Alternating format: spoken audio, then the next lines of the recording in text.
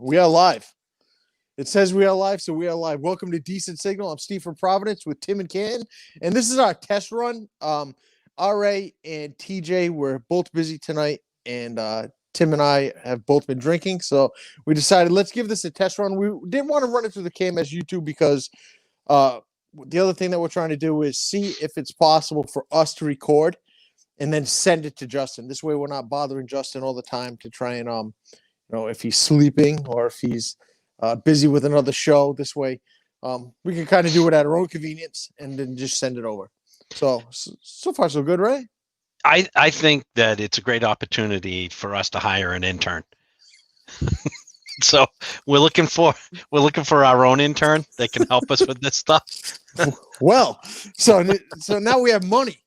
We have money yes. now. So I want to read rolling in the dough. So we have 4 suckers and we have 1 VIP. So our 4 suckers are Lauren, Ryan Foley, Mike McDonald, and Kirk Sweatshirt. And we have a $20 donation. Tim, who's that from?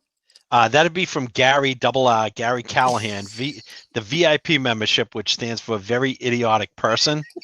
So at the sucker level, you really don't get anything. Nothing. In fact, I think we even stated you're just giving us money.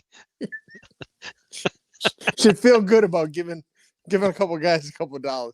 Now, and all people are really like, we are not collecting any money. We are having Zero fun. money. We are having fun with this. And I think you suspended all charges. Correct. You told people this is more or less just for fun. This whole thing was decided because we wanted to fuck around and troll around a little bit with what's her name, Courtney, and we have everyone else was starting a Patreon account, so we figured let's just do it just to kind of play around. So I'm having a lot of fun with it. Yes, and we will. So for anybody that watches this, if you do sign up at whatever level, the billing is suppressed. And I talked to Gary Callahan today. He said it does even say that we're not accepting payment at this time. So if people want to sign up, we will fulfill our obligation based on the tier. So whether you're a sucker, a dummy, or a very idiotic person, we will fulfill whatever we've committed to. So please feel free to sign up. We're happy to do that today. Steve, I know you got some food, right? Yes. And I got some gas. So want to thank our suckers for that. Yes. We do owe Gary maybe an AMA, maybe a shout out. We'll see. I don't know. We'll see where it goes. It's still fun. I mean, it's just playing around. It's just having a good time. So this was a great week. I thought we had a lot of fun starting off on Monday, but I want to skip right to the show. So Kirkman and Show comes back, and was it Tuesday? On Monday. They have Mike's coming back. I'm all excited. And they did the old fucking switcheroo. And they did the everyone knows we're lame. So good. So good. It was so good. I was all right. So I'm basically cunt 1 and you're cunt 2. That's right. The big C. That's us. The big C. So wait, are we 1 and 2 or in that rant? I think it was someone posted it was like 15 or 18 cunts. Are we 17 and 18 or I don't know where we fall. I think TJ would be like TJ would be last on the list. He really didn't say much complaining. I think we're closer to the front. Yeah. After the min cells. But I listened to everything, and I mean, you know what he was doing. He's flat out said it. I want to antagonize my fans as much as possible. It was brilliant. Brilliant. Yes. I enjoyed it. I'm a big Cheers guy. Yeah, same. I was more mad that it was going on, I guess, because and they didn't break character. Yeah, and they didn't break character, just like any of the other times that they do that. It was still a lot of fun, but I mean, you got to say though, Tuesday's show was pretty fucking good.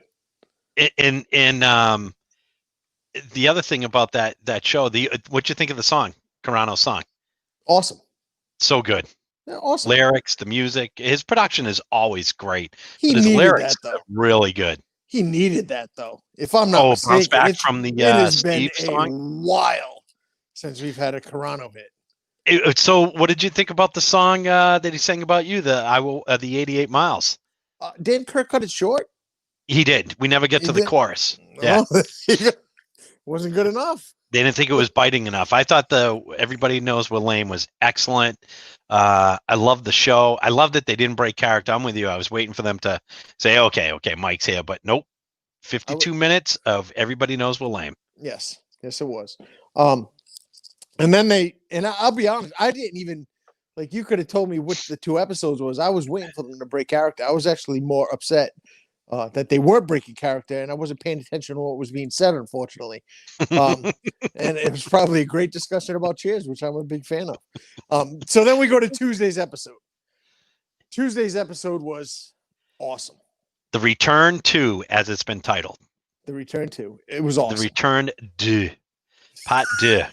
93 minutes of just awesomeness. That was fun. I mean, it was so good. I don't know which part of it that I liked more. For one, all right. First off, I feel bad. I did message him and I apologized. And I said him being Mike. I apologize to Mike, and I do realize at points, like I do go a little bit overboard with the busting balls. Mainly because it just, to me, it's fun. But at the same point, I should probably realize that maybe some people are a little bit more sensitive than others. I mean, but to me, it's just having a fun time. Like I don't really ever get serious with that stuff. But I did message him, and I can understand how that can come off as phony. Where 1 minute I'm busting his balls, and then the next minute I'm asking how you doing. But I don't want to see anyone fucking off themselves because of, you know what I mean? Because I'm busting their balls. Yeah. But so I did do that. I did definitely, but I can understand that he's like, fuck that guy. Absolutely wonder. I'd probably do the same thing. So would you go to the wedding if he invited you? I would go to the wedding, but I don't think that fucking his girlfriend, that fucking girl, would want me there. I think she'd have the family take you out. Never to be seen again. I thought the show on Tuesday, which by the way was all recorded on Monday, as we found out. Yes. The whole thing was, so they went marathon on Monday. Yeah.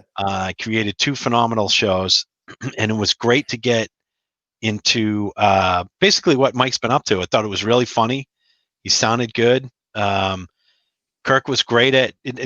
Didn't even have to drag things out of him. Just keeping him focused on what he wanted to talk about and hit on some really, really funny things. For me, I like the little things, like the way Mike said, I have the it's the 54-inch Ambitrack. Like in that world, that's like the Cadillac apparently. And and his delivery was so funny. But it's Kirk's instinct to know. I would never think to ask that. What are the things you learn? And Mike apologized too. So if he's calling you phony, and you did apologize to him. Mike apologized about the girl from what school did he go to? Westfield. Yes. Yes. And he said, I doubted her, but he learned that she actually was a full on blind person.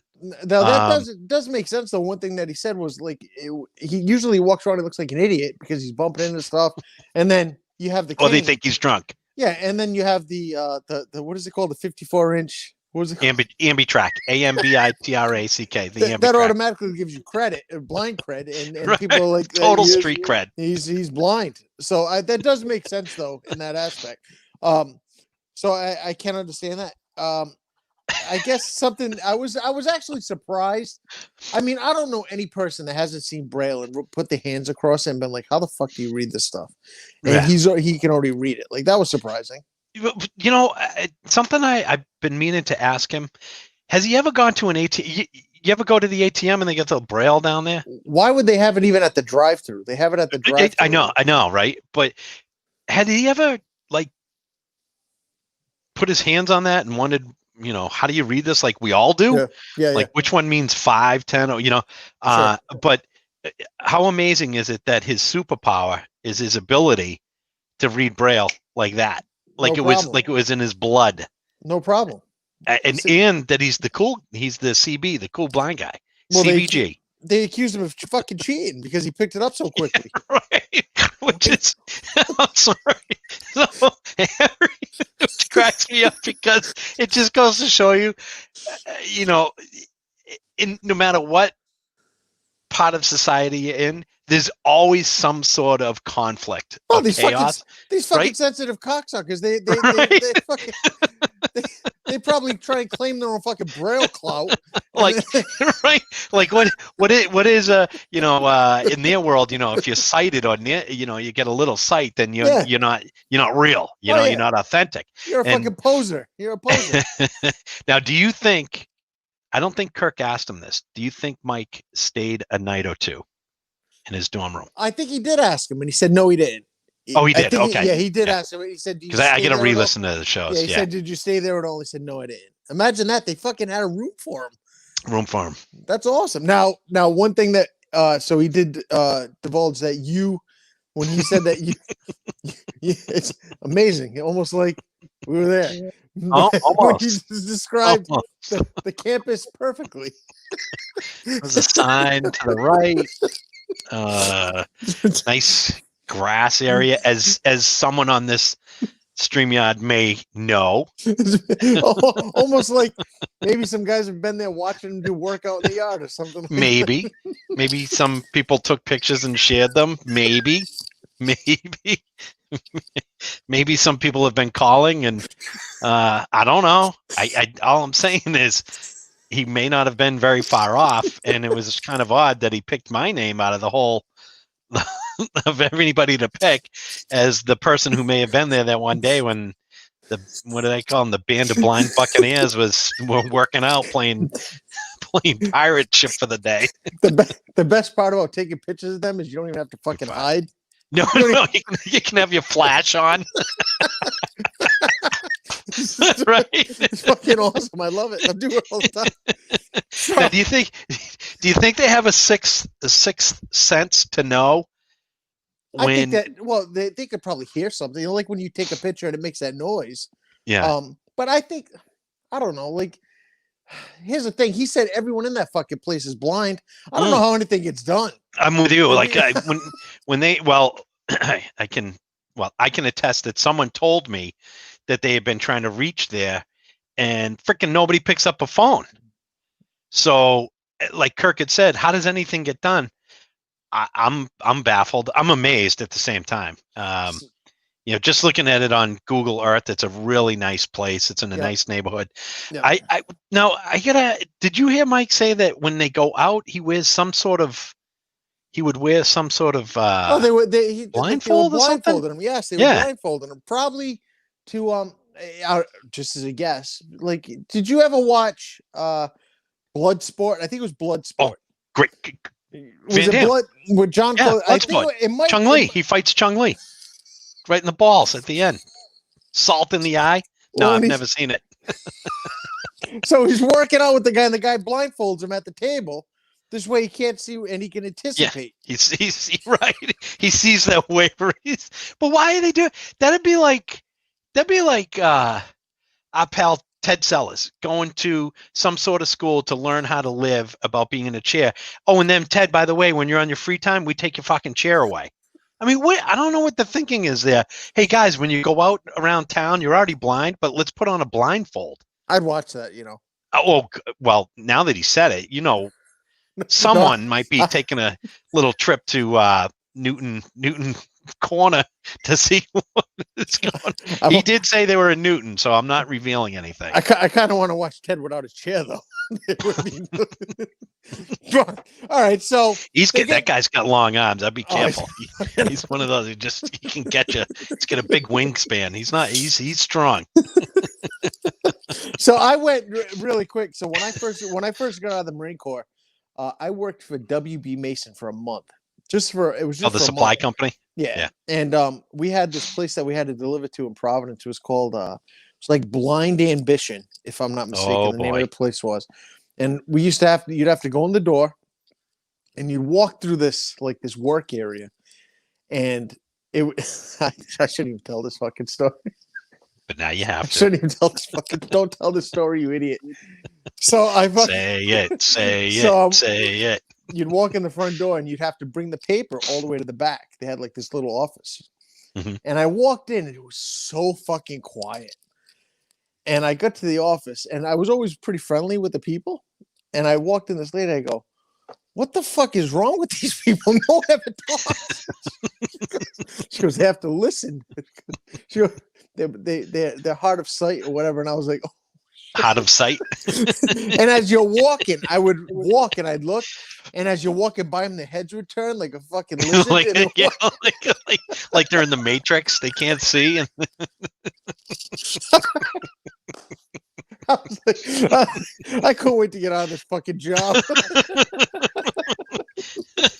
So what were they using the paper for? I mean, what are they writing stuff down or painting on it? I can only imagine. The paper was for the ladies in the back room, but everyone else in the working area was fucking. I don't even know what they made. They couldn't have been anything productive. But so when slave labor. They think they're having classes. Meanwhile, they're making like trinkets that people are selling for online. But hey, it was good to hear Mike's taking, not, obviously the fencing, the stuff we laugh about, but he's taking all these different classes to help him adapt. I thought that was great. That's awesome. That he's good thing. Yeah. I was happy to hear that there's programs out there like that for people. That's great to hear. Do you really need like the best fencing instructor to instruct these guys? Some Olympian? Is he going to? Again, they couldn't tell what the guy looks like. He could be a double amputee. They wouldn't know, right? Couldn't you get away with someone a little bit lower tier? I don't know. Just what are they going to check his certificate? They can't read it. So we are. So he might. So they talked for a little bit back and forth, and it got to the point to where Kirk wanted to know Mike's plan going forward, because he said, interesting, at the beginning of the year, the show is going to be 3 days a week. 1 day is going to be with Mike, 1 day is going to be with Jared, and 1 day is going to be just him and Steve. Yeah. So, and by the way, sorry to hear about Steve's grandfather passing away. Very sorry to hear about it was a real shame. So we might as well wait. It's going to probably get said anyway. So I sent Steve a text message on yesterday. I sent Steve a text message. I was like, I hope really your grandfather's doing well. And the response was he died Sunday, and I was like, oh, jeez. I just put the phone down and went and fucking hung myself in the bathroom. Way to go.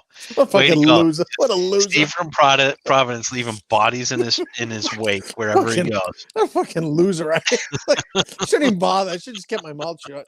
Anyway, so the sentiment was, I felt bad. I sent him, I know we're going to talk about the trip, but I sent him a text on Monday. I didn't realize until they played the show that he wasn't in. You were the probably only person that beat me. We'll talk about that in a little bit. So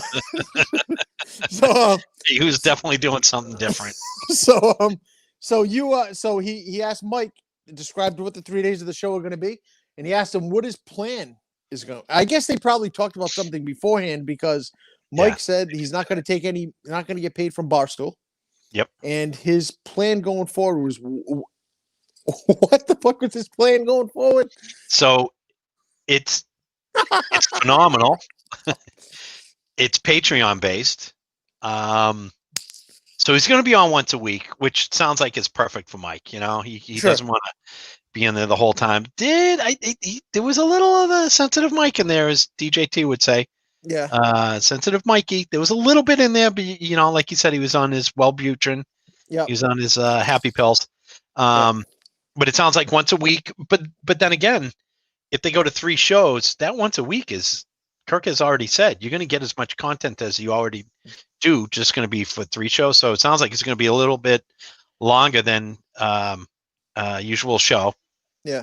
And so he'll be in there once a week. And the other time, I believe he even offered up stock tips via his Patreon. It wasn't crystal clear what the Patreon was going to be.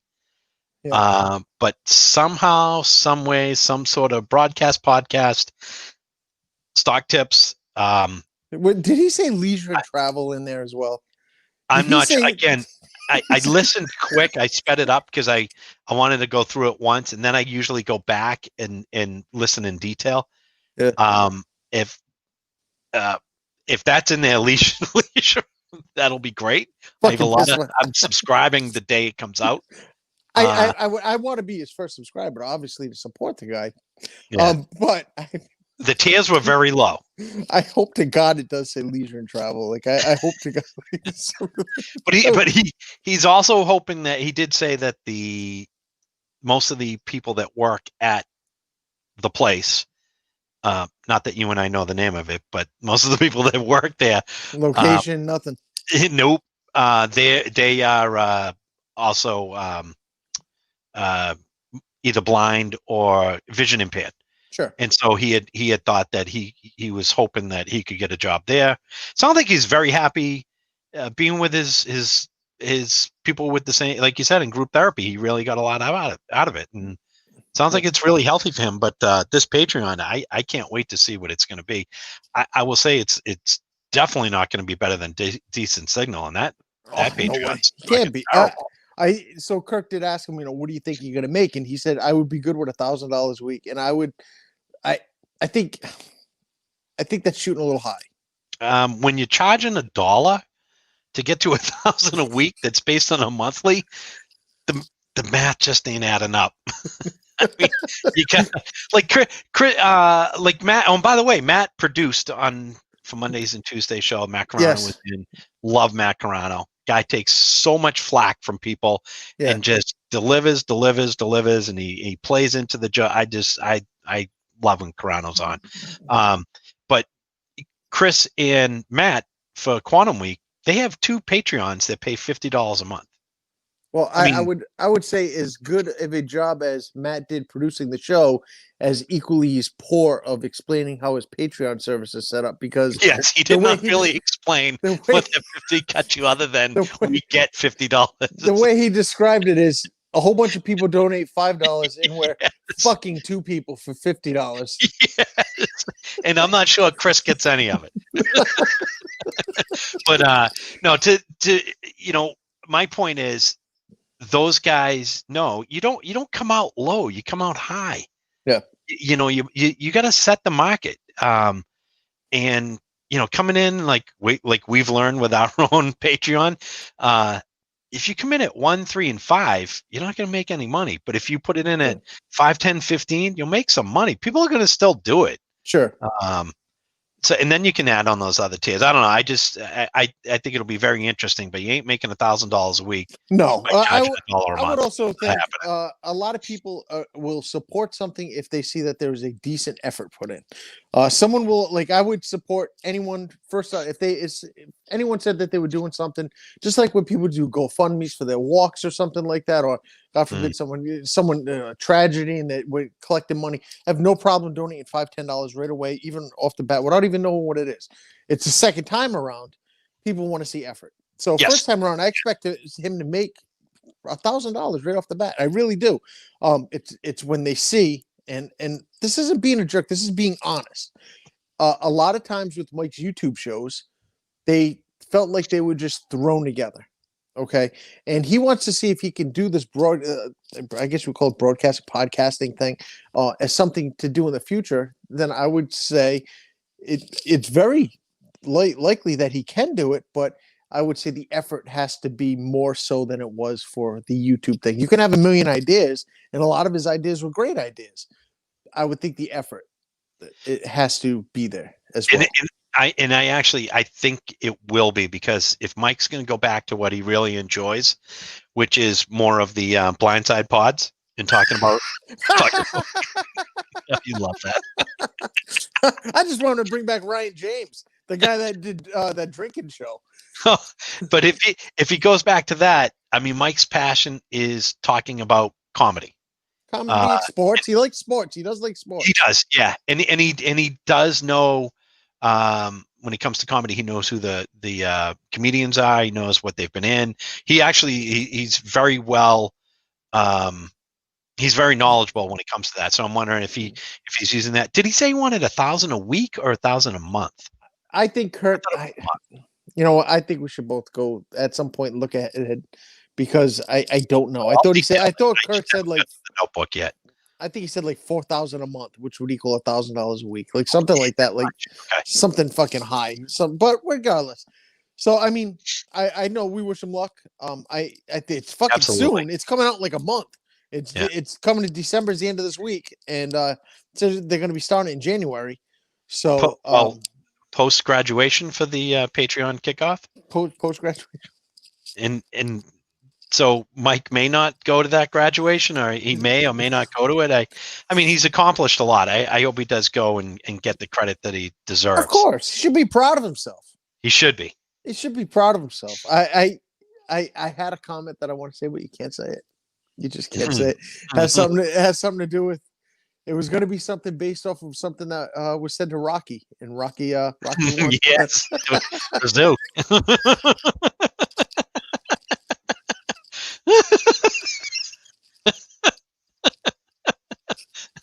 One of the best lines in any movie. It's early on, too. All right, so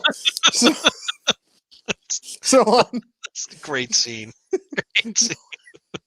So just think that guy got his SAG card by saying that one line, because he's a nobody. He was the sidekick to the mob. Lone Jock. Yeah. So on Monday, you and I decided to go on the first decent signal adventure. Yes. And we took a ride. What city is that located in? That was in Walpole, or more specifically, East Walpole, Mass. Okay, so East Walpole, we go to Peggy Lawton's and bakery now. Bakery / movie theater. So the great thing, we pull up there, and I said, I don't fucking think we're at the right place, because it looks like a fucking warehouse with no signage. Bill does a horrible job of advertisement. There is a big gap between the advertising and the advertising budget. I would say is zero. Zero. So we go up there, and there was a nice lady. I think her name was Joanne. I forget. Yeah. I forget. We go upstairs, and I'm now. Well, first off, can we just describe, like you said about the building? There is I call it the murder house. So there is this house that's on the property. And what did I point out to you, Steve? No windows. No windows. It's got these black looking boxes. Shutters over what would have been windows. Yes. So I don't know. It's freestanding. There's nothing connected to it, but it's enclosed by the bakery and the office. I don't know what goes on in there. It looks like it, honestly, and this isn't being a jerk. It looks like a rape house. It does. Like it looks like it's like that's where you would send the fucking workers to go rape them and then send them back to fucking work. It's odd. It's the oddest fucking setup I've ever seen. So we go there. If John Wayne Gacy were looking for a place, he'd call that quaint. Cozy, very cozy. Very cool. Oh, I like the no windows. So he goes. So we ring the doorbell. Now, what number? Remember, I pointed out to you. Well, he did say that it's going to be 225. It's going to say 225 on the door. It was very specific and said, "Now this place has the trailer out front, which you pointed out does not move. And in fact, it has an antique plate on it. That's their advertising. An old truck trailer. How big is that trailer? 52 foot. A 52-foot trailer with Peggy Lawton on it, painted on it. That's their advertising. That's their advertising. You did ask him, do you use that to deliver? And he said, no, it has an antique plate on it. It hasn't moved in decades. And when I had spoken with Bill, who is a very, very nice man, and we didn't go on to any false pretenses. I told him why we were coming. And I didn't ask to go. He asked if I would like to come in. And he begged you to come. Basically, he wanted someone on Wednesday, and he said, "Is there any way you could come in on Thursday? Is there any way you could come in now?" So now I know exactly where this is. I live very near to it. Yeah. And when I asked him where to park, he said where you could park, and he said you'll be able to find us because it says 255 on the door. Mind you, there is nothing else around. Nothing. Not hard to find, but sure enough, the door says 255. And then we went upstairs and met Bill. My mistake was, all right, so I expected, like, this guy's got cookies everywhere. My thing was, I expected us to open the door and to be like Willy Wonka's chocolate factory. I expected fucking people everywhere. I expected people everywhere. Sadly mistaken. So I counted a total of 5 people, including Bill. including Bill. So you had Run Bill. this operation. So you had Bill and his Joanne, who was the only person that laughed at any of my fucking jokes all day. He did laugh. Then you had She knew Kirk. she knew who Kirk was. There was Bill, the owner, Joanne. Then we go downstairs. Oh boy. And then there is hold on. There's Jade, Yep. and the walking festering wound who is fucking making brownies. And then as we do our tour, me and you find this little Chinese lady. Her name is Mung. Mung. Yeah. I go, What a nice moment too. I go, so how long have you been here? She goes, 30 years. Please help me. Fact. That is exactly what she said.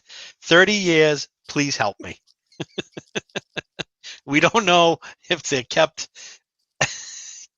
against their will in that yellow house, or I don't know. It's good. John, the cook, looked like he may have fallen in the mixer at one point. God bless him. He looks like he's been doing it for 50 years, taking the same sheet and putting it on the same. God bless him. But it wasn't good. You noticed something that John did.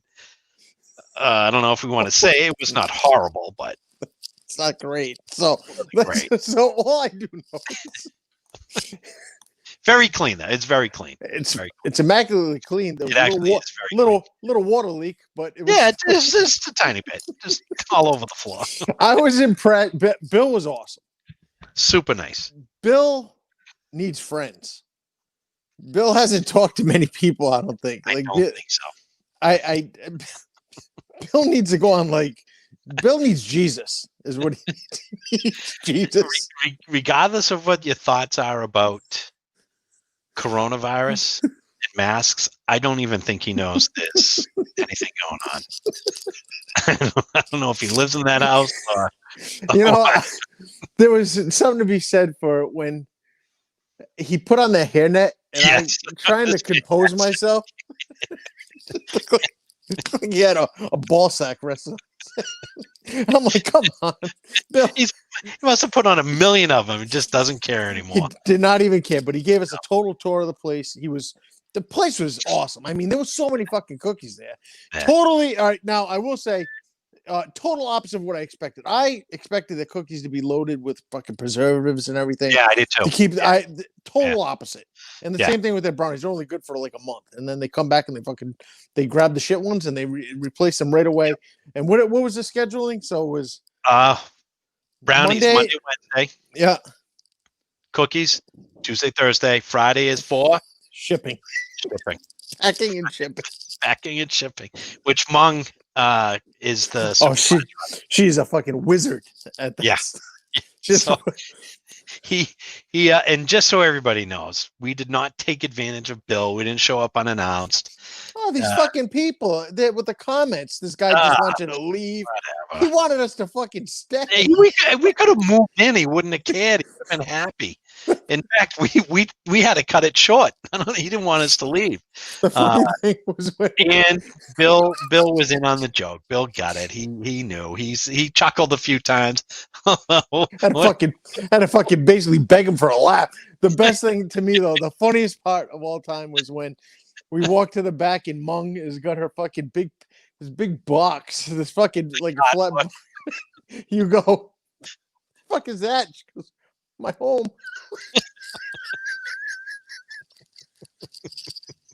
Poor Mung. It's been there 30 years. 30, I think 37, right?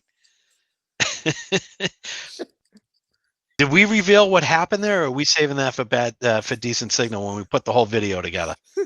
The story of what happened in 1964? Oh, when he kidnapped her? He brought her back.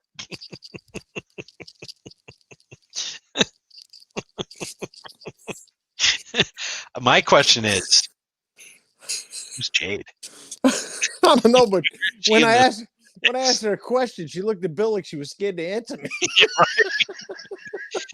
Almost went, Dad? Now, this man was very even keel. You did get him to laugh at a couple things. He did. I got to go back and look at the video what you got him to chuckle at, which he thought was just preposterous that you asked him. But the only time of all the stupid things we asked him that he got upset is when you brought up the word trans fat. Oh yes, had to change his whole operation because of Michelle. He goes, that fucking Michelle Obama ruined everything. He is not a fan of trans fat. He got caught up in the whole hysteria. They don't even use trans fats. And by the way, he's still looking, Mike, just so you know, he's still looking for someone that could mix, that has a strong upper body. Sorry, Ted, but the mixer is way too high. Mike's out of it too. He said the guy's going to be in good shape. Yeah, it's true. Did you see that picture of Mike's fucking buttons? They would have sneezed. Those things would fucking. I was dying. You want someone that's in good shape to do the mixing twice a week. By the way, fully staffed. Guess how many people? I don't know if you heard him when he said this. I'm going to take it. I'd just say 8. Close, 7. 7 when people fully staffed. 250,000 cookies a week, fully staffed, 7 people. But clean as a whistle. There's no inventory lying around. They ship, everything's gone. As soon as they get it in, made, it goes out the door. Not the root sales aren't doing as much as he would like them to do, but there's a lot more we can put in the video that we're gonna share about. I did the one last thing that I did find was funny was when you said to him, "So, are you looking at expanding?" He says, "Oh, we'd always like more customers, but we're not looking at advertising." So it's just secret expansion. Amazing. There was so many parallels between the commander and fucking Bill.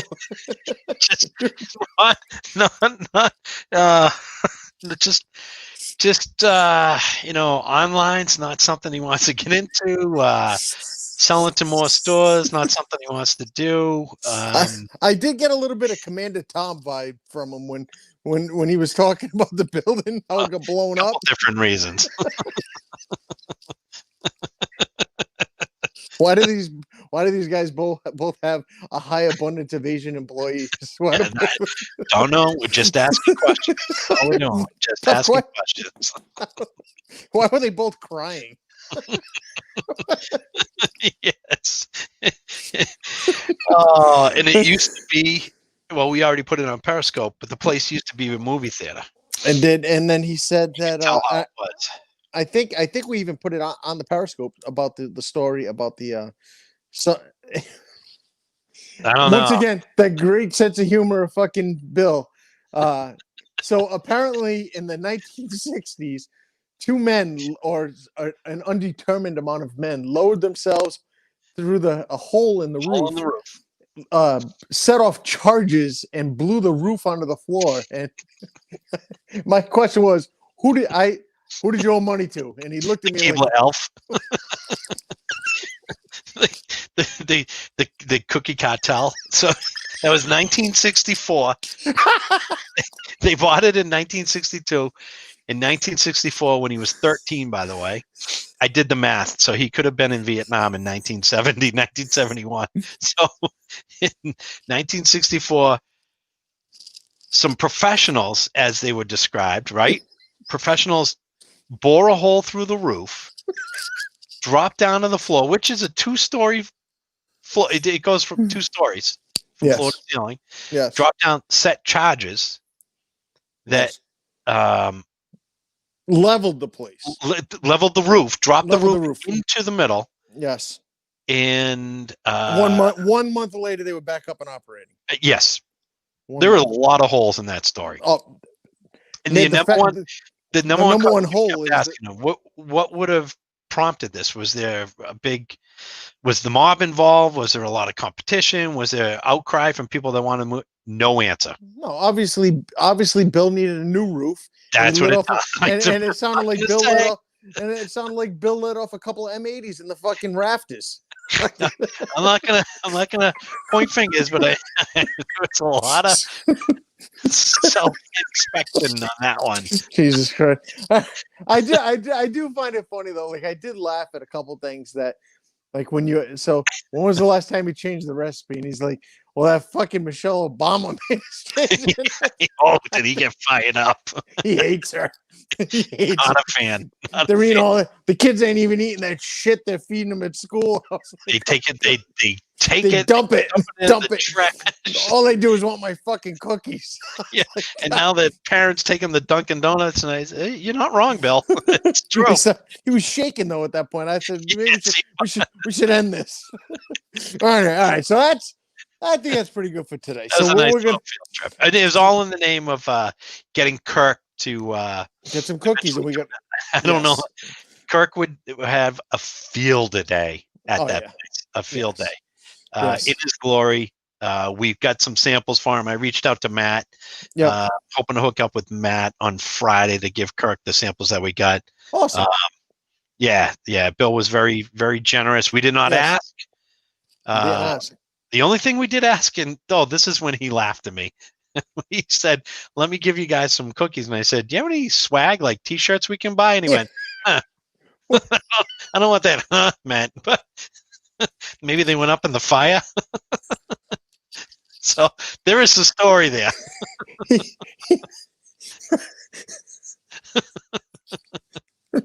Guy had nothing.